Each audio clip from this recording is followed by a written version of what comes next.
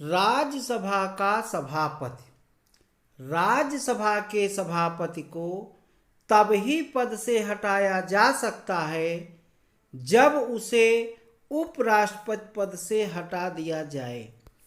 पीठासीन अधिकारी के रूप में सभापति को शक्ति और कार्य लोकसभा के अध्यक्ष के समान होती है। जब उपराष्ट्रपति को सभापति पद से हटाने का संकल्प विचाराधीन हो तो वह राज्यसभा का पीठासीन अधिकारी नहीं होगा। हालांकि वह सदन में उपस्थित रह सकता है, बोल सकता है और सदन की कार्यवाही में हिस्सा ले सकता है, लेकिन मत नहीं दे सकता। जबकि लोकसभा अध्यक्ष पहली बार मत दे सकता है अगर उसे हटाने का संकल्प विचाराधीन हो। राज्यसभा का उपसभापति। राज्यसभा अपने सदस्यों के बीच से स्वयं अपना उपसभापति चुनती है। जब किसी कारण से उपसभापति का स्थान रिक्त हो जाता है तो राज्यसभा के सदस्य अपने बीच से नया उपसभापति चुन लेते हैं। उपसभापति अपना पद निम्नलिखित तीन में से किसी कारण से छोड़ता है। यदि राज्यसभा से उसकी सदस्यता समाप्त हो जाए, यदि वह सभापति को अपना लिखित इस्तीफा सौंप दे, यदि राज्यसभा में बहुमत द्वारा उसको हटाने का प्रस्ताव पास हो। जब सभापति राज्यसभा की अध्यक्षता करता है तो उपसभापति एक साधारण सदस्य की तरह होता है। वह बोल सकता है, कार्यवाही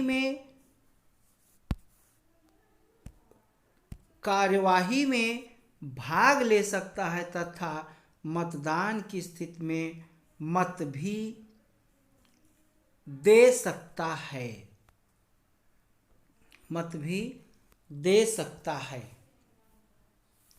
संसद का सचिवालय। संसद के दोनों सदनों का पृथक सचिवालय स्टाफ होता है। यद्यपि उनमें से कुछ पद दोनों के लिए समान हैं, उनकी भर्ती एवं सेवा शर्तें संसद द्वारा निर्धारित की जाती हैं। दोनों सदनों के सचिवालय का मुखिया महासचिव होता है। वह स्थायी अधिकारी होता है और उसकी नियुक्ति सदन का अधिकारी करता है। सदन का नेता। लोकसभा के नियमों के तहत सदन का नेता का अभिप्राय है प्रधानमंत्री। यदि वह लोकसभा सदस्य है या प्रधानमंत्री द्वारा सदन का नेता के रूप में मनोनीत कोई मंत्री जो लोकसभा का सदस्य हो। राज्यसभा में भी एक सदन का नेता होता है, वह मंत्री होता है और राज्यसभा का सदस्य भी जिसे प्रधानमंत्री द्वारा मनोनीत किया जाता है। यह सदनीय कार्य निष्पादन के लिए महत्वपूर्ण है और उसे उपनेता मनोनीत करने का अधिकार है। इसी तरह का कार्यकारी अमेरिका में बहुमत नेता के रूप में जाना जाता है। अब विपक्ष का नेता। संसद के दोनों सदनों में से एक विपक्ष का नेता होता है। विपक्ष में सबसे बड़ी पार्टी के सदस्य कुल सदस्यों के 10वें हिस्से के करीब होनी चाहिए। इतनी संख्या पर ही उसके नेता को विपक्ष का नेता के रूप में मान्यता मिल सकती है। संसदीय व्यवस्था में विपक्ष का नेता महत्वपूर्ण भूमिका वाला होता है। उसका मुख्य कार्य सरकार के कार्यों का उचित आलोचना एवं वैकल्पिक सरकार की व्यवस्था करना होता है। इसलिए लोकसभा एवं राज्यसभा में विपक्ष के नेता को 1977 में महत्ता मिली। 1965 में पहली बार विपक्ष के नेता को मान्यता मिली थी। इसी तरह के कार्य करने वालों को अमेरिका में अल्पसंख्यक नेता कहा जाता है। ब्रिटिश राजनीतिक व्यवस्था में एक अनोखी संस्था है जिसे शैडो कैबिनेट कहा जाता है। इसे विपक्षी दलों द्वारा सरकार के साथ तुलना के लिए बनाया जाता है और अपने सदस्यों को भविष्य के मंत्रियों के तौर पर तैयार किया जाता है। इसमें प्रत्येक कैबिनेट मंत्री के लिए विपक्ष का शैडो कैबिनेट होता है। यह शैडो कैबिनेट सरकार परिवर्तन होने पर वैकल्पिक कैबिनेट मुहैया करता है। इसलिए आइवर जेनिंग्स ने विपक्ष के नेता को वैकल्पिक प्रधानमंत्री कहा है। व्हिप, जिसे सचेतक भी कहते हैं, व्हिप या सचेतक। यद्यपि सदन के नेता एवं विपक्ष के नेता का पद संविधान में उल्लिखित नहीं है, फिर भी इन्हें सदन के नियम एवं संसदीय संविधि में क्रमशः उल्लेखित किया गया है। दूसरी ओर व्हिप कार्यालय का उल्लेख न तो भारत के संविधान में, न ही सदन के नियमों और न ही संसदीय संविधि में किया गया है। यह संसदीय सरकार की परंपराओं पर आधारित है। प्रत्येक राजनीतिक दल का, चाहे वह सत्ता में हो या विपक्ष में, संसद में अपना व्हिप होता है। उसे राजनीतिक दल द्वारा सदन के सहायक नेता उसे सदन के नेता के रूप में नियुक्त किया जाता है।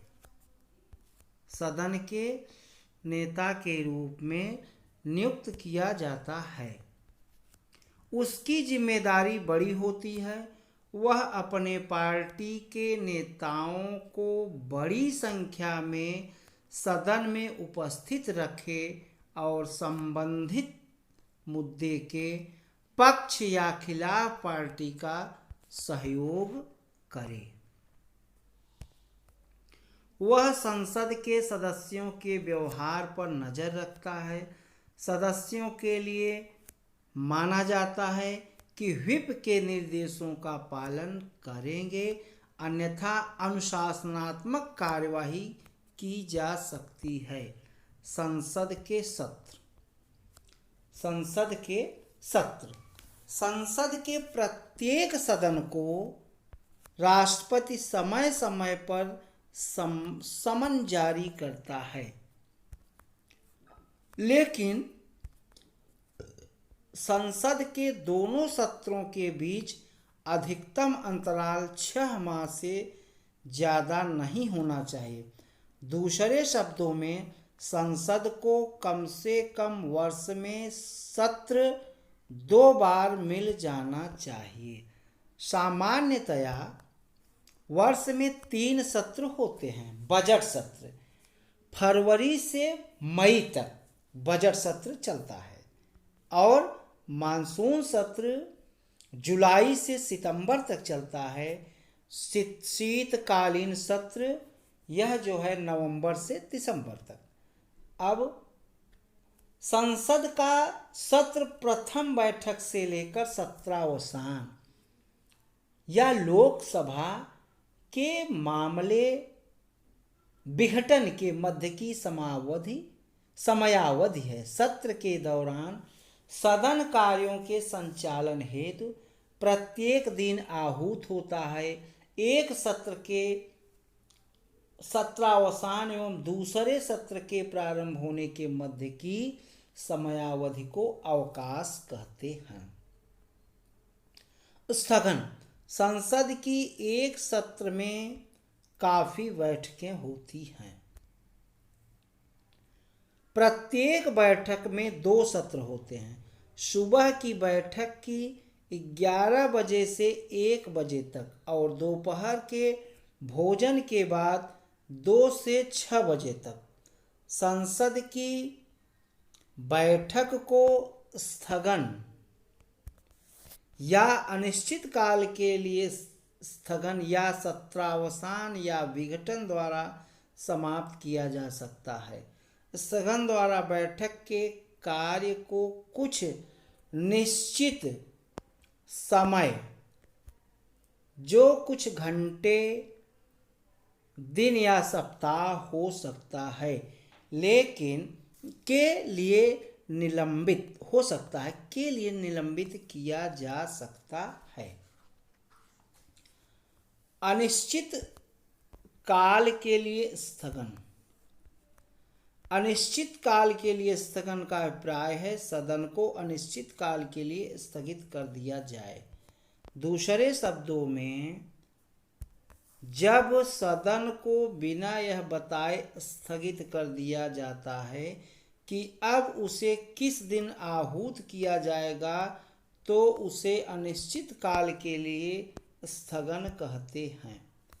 अनिश्चित काल के लिए स्थगन की समस्या सभापति को होती है। सभापति ही जो है वह बताता है कि ये समस्या नहीं बल्कि अधिकार, ये है स्थगन करने का अधिकार सभापति को होता है। तो आज इतना ही। थोड़ा सा संसद के पदाधिकारी गण के बारे में अनुच्छेद की चर्चा करता हूँ। अनुच्छेद 89 जिसे 89 राज्यसभा के सभापति तथा उपसभापति के बारे में वर्णन है। अनुच्छेद 90 में राज्यसभा के उपसभापति की रिक्ति, त्यागपत्र तथा विमुक्ति है इसमें। और आर्टिकल 91 में सभापति के कर्तव्यों के निर्वहन अथवा सभापति के रूप में कार्य करने की उपसभापति की शक्ति। आर्टिकल 92 जिसे 92 कहा जाता है, सभापति अथवा उपसभापति का सदन की अध्यक्षता से विरत रहना जबकि उनकी विमुक्ति संबंधी कोई प्रस्ताव विचाराधीन हो। अनुच्छेद 93 लोकसभा के अध्यक्ष तथा उपाध्यक्ष। और अनुच्छेद 94 लोकसभा अध्यक्ष तथा उपाध्यक्ष पद की रिक्ति, त्यागपत्र तथा विमुक्ति। तो आज इतना ही। वीडियो को लाइक और शेयर करें तथा चैनल को सब्सक्राइब जरूर करें, जिससे हम अगला जो वीडियो डालते हैं वो आप लोगों के पास पहुँचे। बहुत बहुत धन्यवाद। जय हिंद, जय भारत।